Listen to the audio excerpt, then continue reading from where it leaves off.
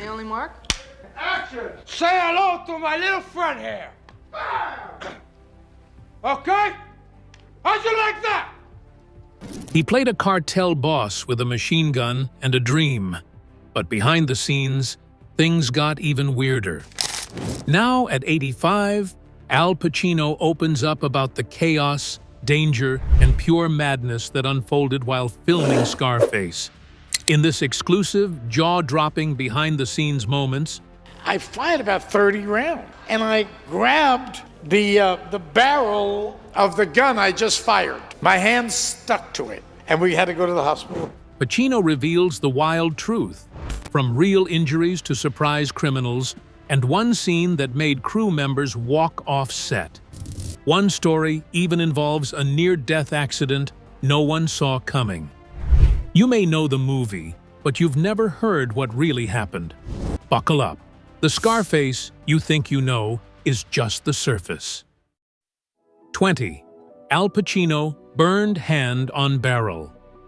During the filming of Scarface's explosive final shootout, Al Pacino suffered a serious injury that nearly derailed the entire production.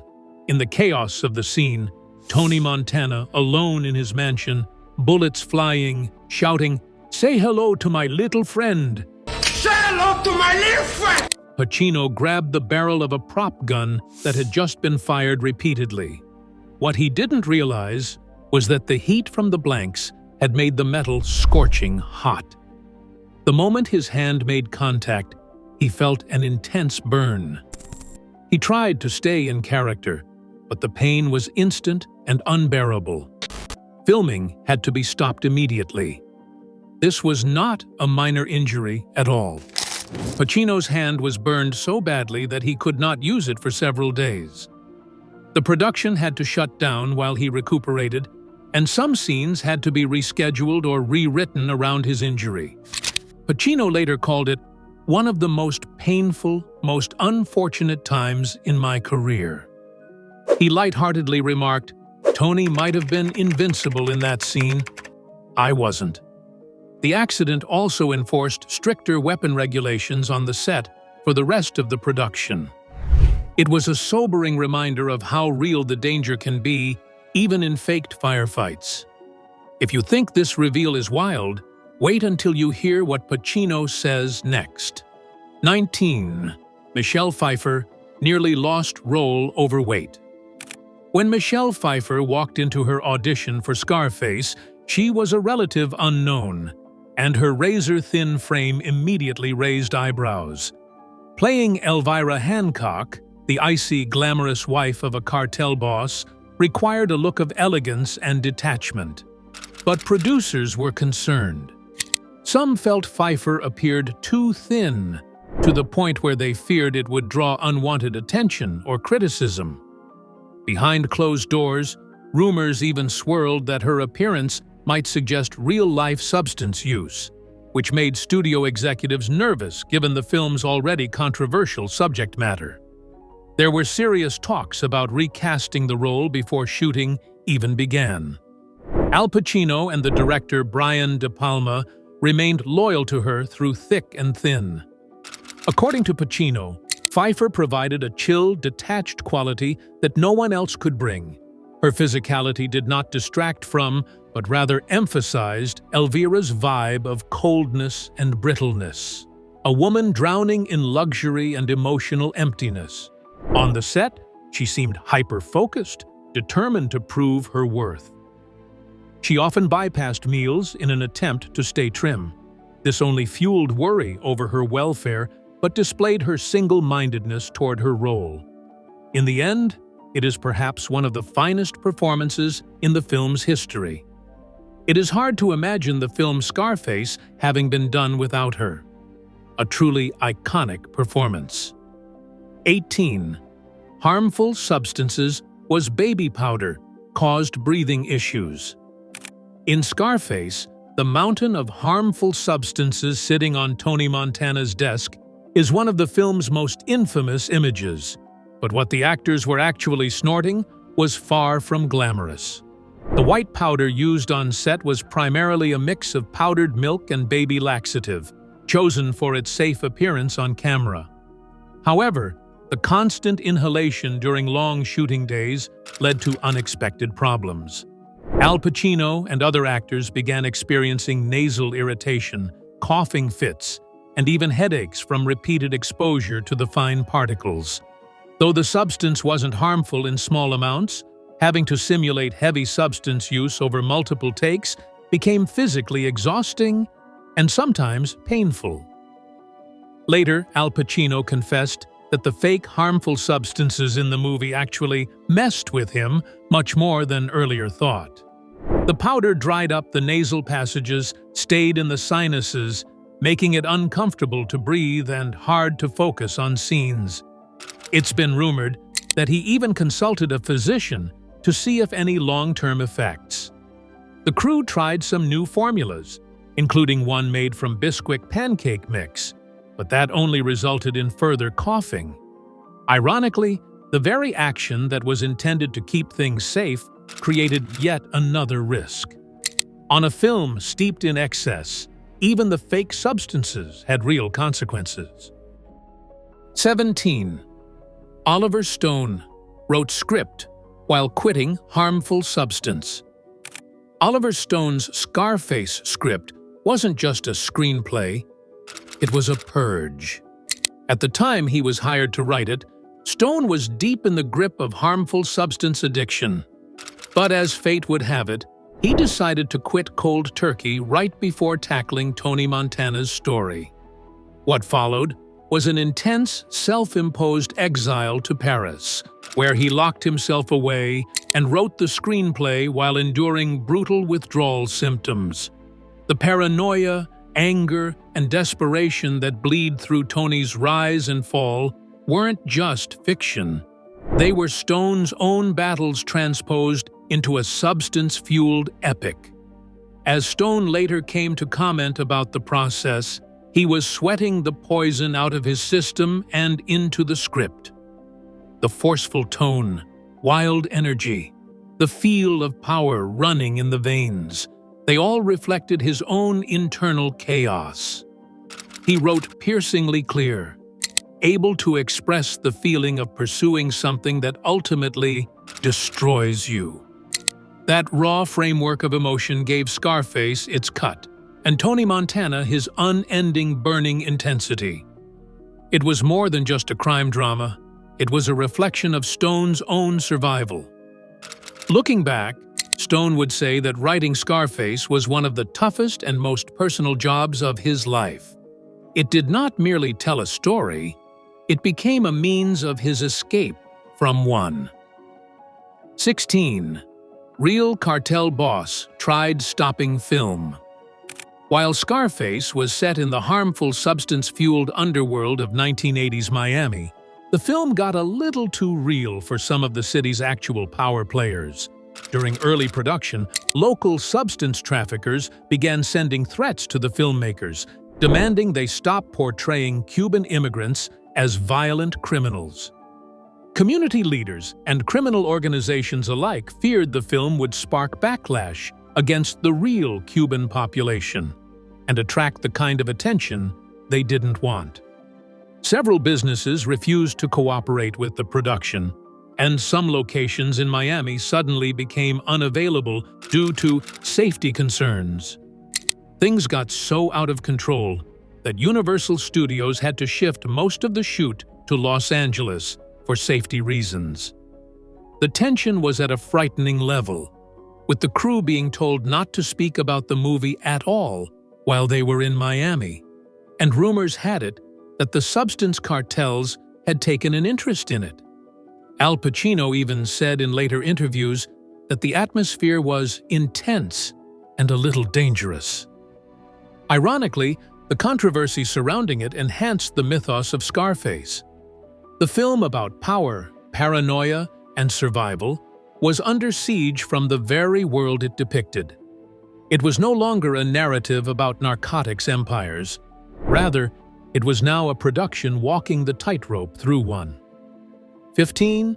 Steven Bauer, only actor who spoke Spanish.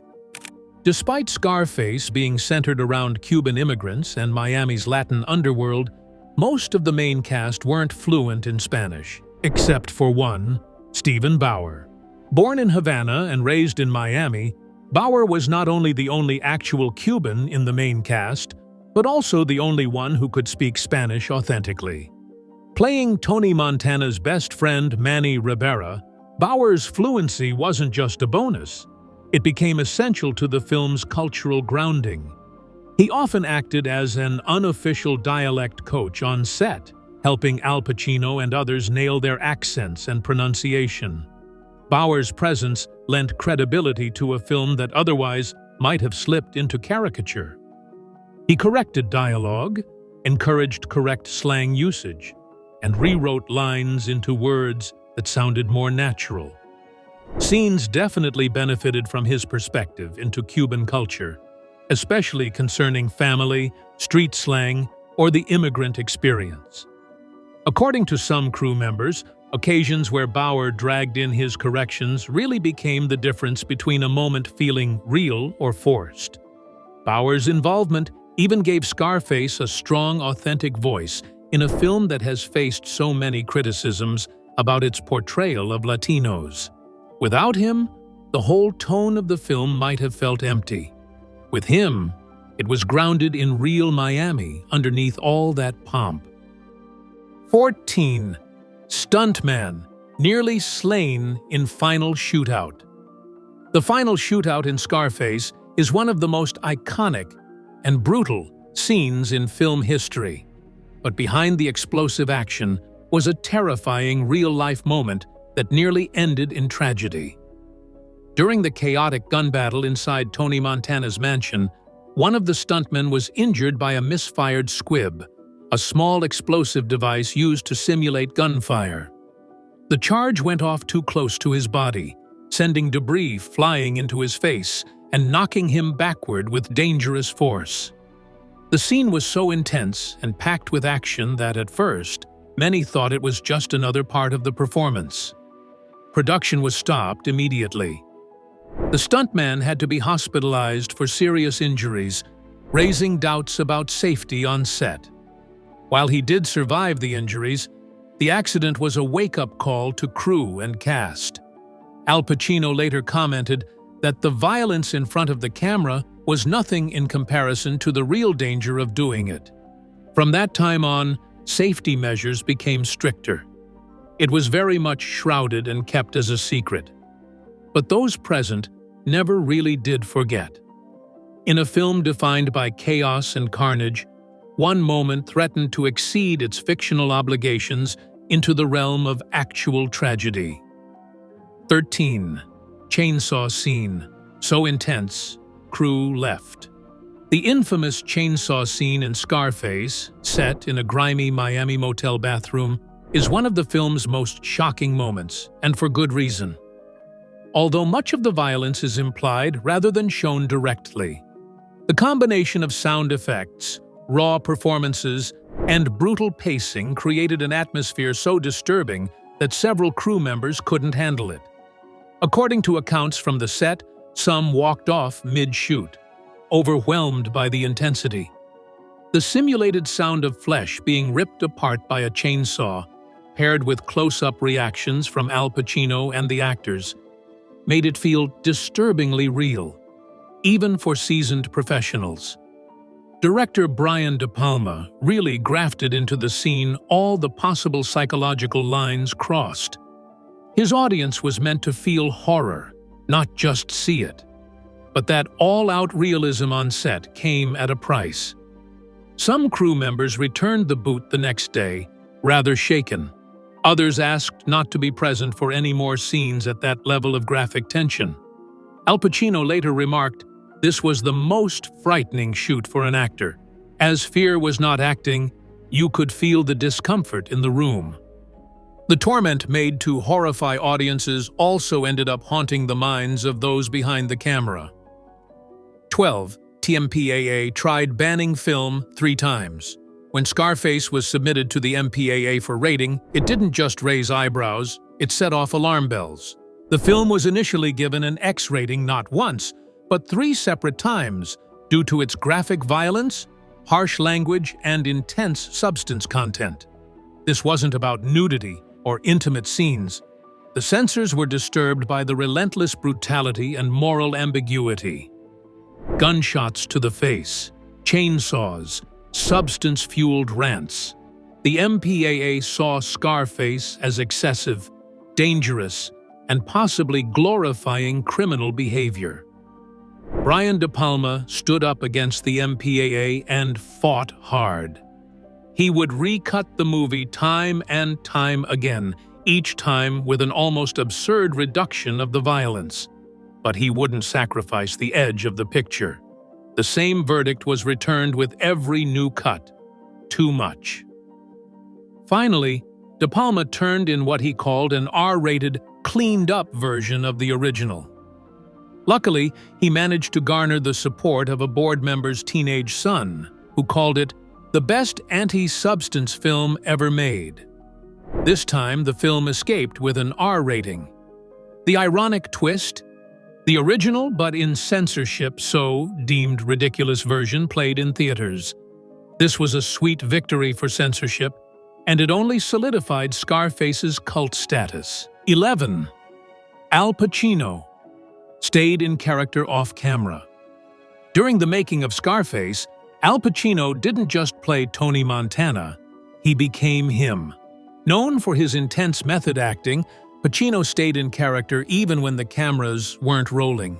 Cast and crew recalled how he spoke with Tony's thick Cuban accent off-camera during rehearsals, lunch breaks, and even casual conversations on set. For some, it was confusing. For others, unsettling. But for Pacino, fully embodying Tony was the only way to bring authenticity to such a larger-than-life role. His immersion went beyond just the voice. There was Tony's swagger, paranoia, and violent energy that colored Pacino's persona. He walked about the set, lips pursed with a kind of intensity reminiscent of the film. Some crew members pretty much said there was no distinction between where Pacino ended and where Montana began. The lines were so blurred, in fact, that it changed the way some people interacted with him. Some avoided small talk with him altogether, for fear. Who were they talking to, really? Pad of Montana? Pacino had said that Tony took its toll on him, mentally and physically, describing it as probably one of the more consuming roles of his career. That deep-level commitment is part of what made the performance unforgettable. It is one of the things that made the atmosphere on set just as volatile as Tony Montana himself. Hold onto your seat. The next Scarface secret makes the last one look tame. 10. Brian De Palma walked off set mid-film. Tensions were sky-high during the production of Scarface, and at one point, they boiled over so badly that director Brian De Palma walked off set. The clash reportedly stemmed from ongoing creative disagreements with producer Martin Bregman and mounting pressure from the studio to tone down the film's violence and controversial tone. De Palma, known for his uncompromising style, refused to water down his vision. When one particular argument turned especially heated, he left the set abruptly and disappeared for 2 days, leaving the cast and crew unsure if he would even return. Production did not come to a halt in the absence of De Palma. Scenes which did not need direct supervision from him were simply filmed in order to keep up with the schedule. However, the atmosphere felt tense and uncertain. When De Palma returned, he said nothing apology or explanation and resumed directing, as though nothing had happened. For most people on set, it was the moment that came to reveal how personal and tense the project had become for everybody connected to it. That was pretty much the kind of behind-the-scenes drama that only added to the mythos surrounding Scarface. De Palma walked off not merely to argue, but to hold the line on a film that would not play it safe. 9. The cockroach line was improvised. One of Tony Montana's most cold-blooded insults, calling someone a cockroach, wasn't even in the script. The line, delivered with venomous intensity by Al Pacino, was completely improvised during a heated confrontation scene. As the story goes, Pacino was so deep into character that he started throwing out lines that felt natural to Tony's mindset. Cockroach came out in the moment, and it landed so hard that director Brian De Palma kept it in without hesitation. It wasn't rehearsed. It wasn't planned. It was raw, in-character fury, and it instantly became one of Tony's signature taunts. The insult wasn't just colorful language. It encapsulated that perverse worldview of Tony's. Anyone below him, disloyal or weak, was vermin. Because of Al's improvisation, it gave this moment some extra punch. What could have been a common threat became almost an iconic statement. Crew members later stated it was one of those situations where the line separating actor and character was completely blurred. As if exterminating someone was just business, such casualness gave the line its power. That purely instinctive line became among the most quoted in the history of Scarface, proving that sometimes it is the least expected moments that turn out to be the most unforgettable. Chapter 8. Real Cuban refugees were used as extras. In an effort to ground Scarface in gritty realism, the filmmakers made a bold and controversial choice. They cast real Cuban refugees as extras, particularly in the chaotic opening scenes depicting the Mariel boat lift and refugee camps. Many of these individuals had recently arrived in the United States during the actual 1980 Mariel exodus, just like Tony Montana in the film. Some of them weren't trained actors at all. They were people who had lived the very experience being dramatized, fleeing Cuba and landing in a foreign country with uncertain futures. It was this decision that lent the early scenes a raw and unfiltered energy. The fear, desperation, and tension captured on celluloid were not simply performances, they were reflections of some of the extras' real memories. But there were definite complications that came with this choice. On occasion, communication on set proved a problem, especially in regard to crowd safety and supervision. However, it was undeniable that this cast brought tons of authenticity to the film. Al Pacino later said it made the immigrant story feel more honest, even if the larger story was somewhat stylized. Scarface blurred the boundary between fiction and reality by mixing real people with Hollywood actors. In those opening moments, it came too close for comfort. 7. Nightclub dancer was real harmful substance dealer. One of the most bizarre behind-the-scenes stories from Scarface involves a background dancer in the iconic nightclub scene who, it turns out, wasn't just playing a part. The man, known for his flashy moves and over-the-top energy on the dance floor, was later discovered to be an actual harmful substance dealer in Miami. The production team had no idea at the time. He was hired like any other extra, through a casting call for locals who looked the part. And he did, a little too well. Then, the rumors started about his actual ties to Miami illegal substance dealing as the production was finished. Shortly after Scarface opened, the dancer was arrested for trafficking in a DEA sting. Word got around fast with most of the crew, who were shocked but not totally surprised. Nightclub scenes were filmed in real Miami hotspots and brought out the cast, partygoers, and even folks who really lived the substance-fueled nightlife depicted in the scenes. The dancer even bragged to jail inmates that he'd shared scenes with Al Pacino. Life has imitated art in a rather surreal way.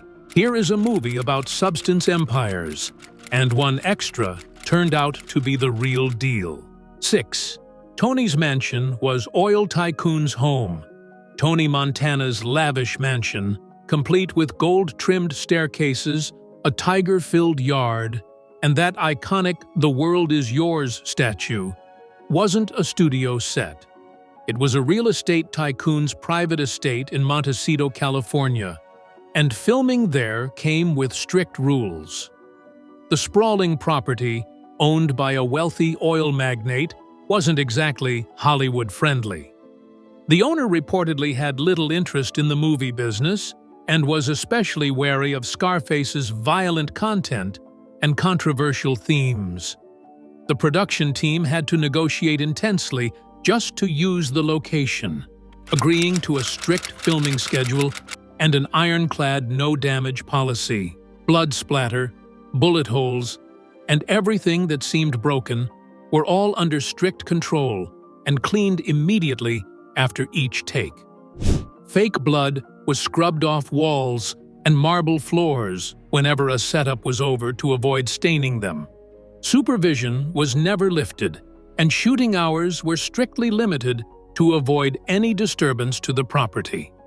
With all that said, the setting brought an extra layer of realism to Tony's last fight. It felt lavish. It was lavish. Such opulence sold the illusion of Tony Montana's rise to the top. Ironically, a film dealing with capriciousness and destruction was shot under constraints that did not even allow one to pretend to mess up. See, the yayo was actually Bisquick. In Scarface, harmful substance, or yayo as Tony Montana famously calls it, is practically a co-star.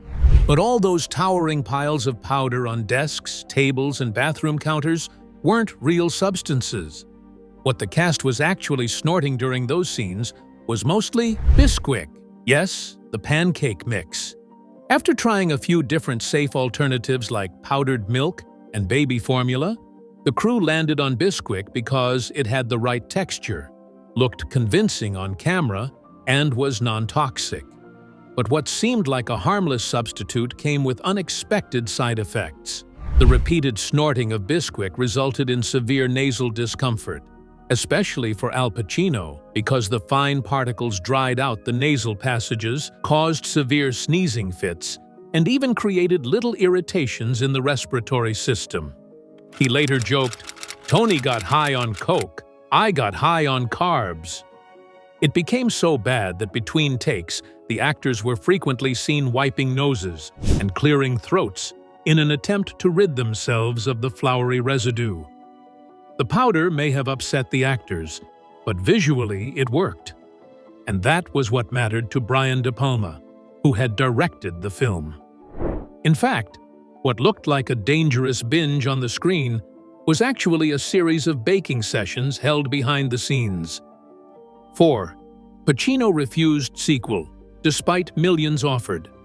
After Scarface became a cult phenomenon, Hollywood did what it always does.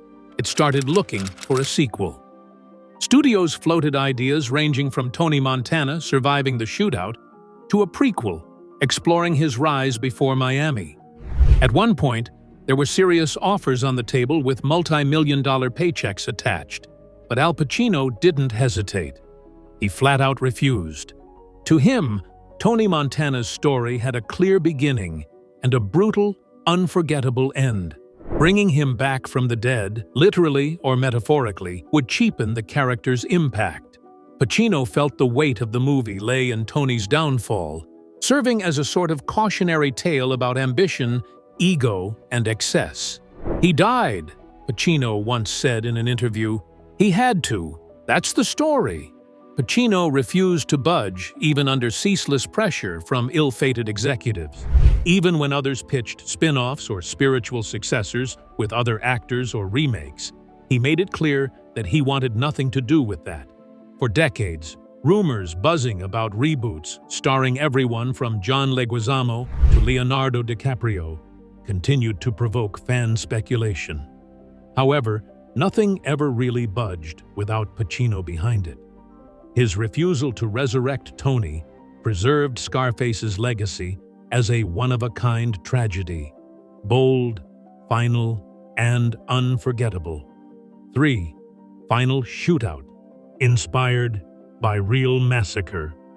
The explosive final shootout in Scarface, where Tony Montana makes his last stand against a small army of assassins, wasn't pure Hollywood fantasy. It was inspired by a real-life cartel massacre. Screenwriter Oliver Stone, known for immersing himself in dark and dangerous research, drew heavily from actual substance violence he'd studied while writing the film. One event in particular left a lasting mark: a brutal 1981 Miami home invasion, where Colombian cartel gunmen stormed a rival substance dealer's mansion in broad daylight, leaving behind a bloody scene of chaos and death. The case that Stone utilized as the basis for Montana's vicious downfall seems to fit. The parallels are so similar: the luxurious mansion, heavily armed attackers, and a kingpin who would simply not be taken down easily. From the erratic gunfire to the bewildering close-quarters brutality and the glorious feeling of the end of everything, that set piece, created with so many throbs of life, came out of Stone's gut. A visceral gut reaction to the savagery he'd seen during the substance wars. 2. Studio wanted De Niro, not Pacino. Before Al Pacino became the face of Scarface, the studio had its sights set on another iconic actor, Robert De Niro. Universal Pictures originally preferred De Niro for the role of Tony Montana, believing his rising star power and proven success in gritty crime dramas like Taxi Driver and Mean Streets made him a safer bet. But De Niro wasn't interested. He reportedly turned down the role, saying he didn't connect with the character or the over-the-top violence. With De Niro out, the door opened for Pacino, and he didn't hesitate. Pacino was instantly attracted to the script.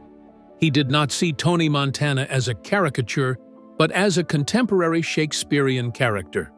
Imperfect, tragic, and unstoppable.